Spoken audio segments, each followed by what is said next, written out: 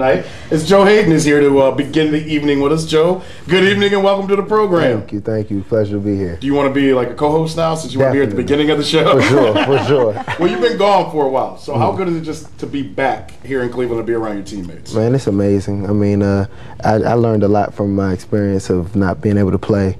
It makes you miss the game a whole lot. It makes you miss your teammates, coaches, fans, everything about it. It makes you have a little bit more passion, a little bit more love, a little bit more respect for the game. Well, you came back in that game with a vengeance. I mean, it looked to me like you didn't miss a beat, although we talked to Coach Duran today. He said he thought you lost your legs maybe a little bit at the end. But talk about, coming back, and it seemed like, I mean, you had almost a newfound appreciation for the game. Talk about the game. The game was crazy. You know how we always are in tough games, we're always in close games, always end up losing by just a little bit. But this game, I just felt like I just wanted to bring a spark, wanted to bring a little bit more excitement to the team, and I think that's what I did. And it was special. It was special because I was back. It was special because we won. You know what I'm saying? And it's just overall great experience. And I'm just glad that I was there to experience our first win of the year, and hopefully many more to come. All right, you talk about the win, and you talk about going through a period of time where you weren't around your teammates, something that you never had to deal with. Obviously, I'm just get it out of the way so we can enjoy the evening. Yeah. What you went through, how difficult was it, and what happened that you want the fans to know? I just want to let them know that it was a 23-year-old. I made a mistake, and I definitely I took full credit for it. I took my penalty, took everything that it went with. I just want to let everybody know that everybody makes mistakes, and you learn from your mistakes, you grow from your mistakes. And I'm just letting I'm back. You know what I'm saying? I'm back. I'm here. I'm 100% down. I'm ready to play, ready to win. And that's just about it. I really like the way the fans, they definitely embraced. They were upset when I was gone, for sure. I mean, there was no. And then also the other thing I wanted to say was I was off my Twitter and all of that stuff, off of social media and everything. I didn't want any attention to be on me. I wanted the attention to be on my team, my boys that are out there playing. If I'm saying stuff, hey Joe, what are you doing? You're supposed to be out there playing. I'm like, it's not about that right now. I know I made a mistake, and I just want them to support my boys. So that's why I basically stayed off of that. And I'm back now.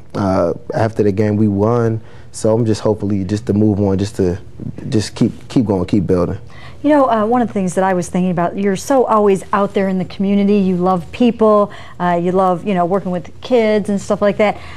This experience, do you think you'll be able to use it in some ways? I mean, maybe talk to some kids in high school about, just little mistakes. Not that this was some kind of a problem, and I know that it wasn't, but just kind of, just staying away from that kind of stuff. For sure, man. It's definitely, but everybody's gonna have bumps in the roads. It's how you act after. It's how do you let that define you? You know what I'm saying? And that's one thing I don't want to do. I don't want that ever to define me. And I could be able to go talk to kids. You're going to make mistakes. Kids are going to be kids, and you just have to be able to build from. You have to know that sometimes what you do is going to affect a lot more people than just you. It's not all about you all the time, and that's just what you have to realize. All right, let's talk about football a little bit, because I think you've come back, and I don't know about you, but this has been one of the more exciting weeks to be around the Cleveland Browns. Not only because of the ownership change, but I think the win kind of changed a lot of people's minds about your team. Do you feel that inside the locker room? Do you feel like there's a push towards a little bit more positivity, and there could be a push towards you guys really taking off right now? For sure. And the thing is, I think it's more of after the win, the fans believing in us, other people believing in us more than inside the locker room, because we always have the most confidence in ourselves. We feel like we have a really talented team in a lot of positions. We have people at the beginning. When I first came here, sometimes you felt like you didn't have quite the talent on the team to beat certain teams, but now we feel like we have talent at every position. And that's one thing that me and my dad, me and my boys always talk about. We need players on your team that could start on other teams. Like if your corner was to leave, if he was ever to get traded or anything, do you have starters on other teams? And right now I feel like we have starters on other teams. We have young players that are getting better. We have older players that are teaching young players. So we have a whole lot of that going on. And with the win, it definitely brings confidence because we knew we could do it, but just everybody else, just getting everybody hyped, getting everybody excited about the rest of the season. It seems to me like this team is in the makings of something special. There's just something about this team, don't you think? I mean, just young guys stepping up, even while you were gone, you know, the Craig Robertsons, you know, you coming back, and, you know, it just seems like there's some energy, some enthusiasm. Can you talk about that? Yeah, it's just players that are ready to make plays. They just know how to make football plays. When the number's called, they're not shy. They don't shy down. They always come out there and seem to make something happen. And that's just why everybody's so excited about the team right now, because you just have talented players on the offensive side, defensive side, special teams that always are just going to end up making something happen. You told me when you came back, you said, you were, number one, you were ready, you couldn't wait, you got rambunctious. And I've heard people say before when they get injured and they see the game, they never have sat out. And I don't think you've ever sat out. And I think this is what I felt bad for you, this, because I know you've always been the top of whatever you've done and got along. Did you learn anything about the Cleveland Browns that maybe you didn't know while you were gone? About your team and about your teammates, about how you guys play, about the game, anything? It just was a whole different angle watching the game. I mean, you see how sometimes like people could watch and just be so critical. And you got on Twitter and were critical to your teammates? I definitely wasn't critical because I knew exactly what they were going through. I know exactly how they felt. I mean, when certain stuff happens, it's like we could have did better here, or something. Just watching it, and from outside looking in, sometimes you look at it and be like, why didn't they just do this? But it's not that easy, and that's what I got to really watch. Like my boys play. Well, you always see other teams play. You don't know what they're calling. You don't know the defenses, and I'm looking at it. I know exactly what we're running. I know exactly what the play call was, and then just looking like, oh man, we just missed that one. So it just was a whole different perspective. So where were you when you were watching these games? Who were you with? What did it feel like, you know, watching your team and not being out there? Man, it was crazy. One game I was out in Toledo when they were playing Cincinnati. I was out there watching my little brother play, and I was in his room. Me, my little brother, my mom, my dad, my fiance. We were just all watching it, and that was the first. I watched the game at my brother's house, Buffalo Wild Wings, and I watched it at my house twice. And was it hard to watch? I mean, did you ever think about not watching it? Oh, definitely never thought about not watching it. I was locked in. But it was hard. It was so difficult to know that I could be out there helping my team out. What have you done as a player? Because it seems, whether it was training camp, whether it's been the first game of the season, and whether it was last game, you were already a high-level player. But what has happened over the last 6 months maybe that you feel like has made you a better player? Because you've been more aggressive, you've gotten your hands on the ball, you have 2 picks already. What have you done? And I even remember in training camp when Brandon, you know, comes on and Brandon comes off the phone, he goes, Field, and he goes, Joe Haden's telling me I'm staring down guys. It seems like in this 3rd year, another light bulb has gone off for you. Has that happened? It's honestly crazy how you say that, because I just feel so much more comfortable. It's not even, I mean, because like I said, I played corner 3 years in college. Then my rookie year was my 4th year. Then the 2nd year, this is my 6th year playing corner. So I'm really feeling a lot more established. I feel like you have to understand offense to understand defense. You have to understand route concepts. You have to understand if this person runs this route, then this person can only run this route. It's just a whole lot of developing that I've been doing. And then the next thing was, I got my hand on a lot of balls last year, like a lot of pass breakups, a lot of stuff like that. And Coach Ray Rowe, he came up to me and was like, Joe, if you want to be elite, if you want to be the top, you have to turn those pass breakups to interceptions. Just do what you can do. I mean, pass breakups are great, but throw out 2 hands. Some of those ones I got, I'm knocking the whole ball down. But he's like, just throw out 2 hands. Just make the great play. Don't make the good play. And the big thing I was trying to do, I was making sure I knew what was going on, but now I'm not afraid to just go get it. I feel like with my ability, I just need to be able to just try to change the game instead of just being a guy out there. I just want to be an impact player and change the field position and just basically develop into one of the top corners in the league, just not a good corner.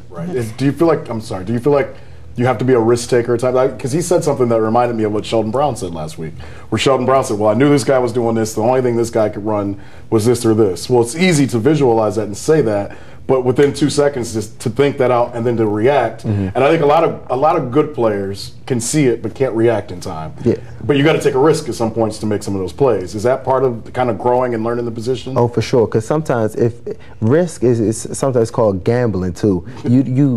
You have to know the right times. You have to know it's right times and place for everything. Sometimes if you don't feel like you can make that play, just knock it down. But if you feel like it's time for you to make that play and you see it, you believe in it, you've been studying film, and you know if this formation comes, they're going to run this route. That's a play that you have to go get. You know what I'm saying? So it's not about basically like just guessing. It's just being confident and knowing that in your film study, or knowing that you're so comfortable that you know that this is going to happen.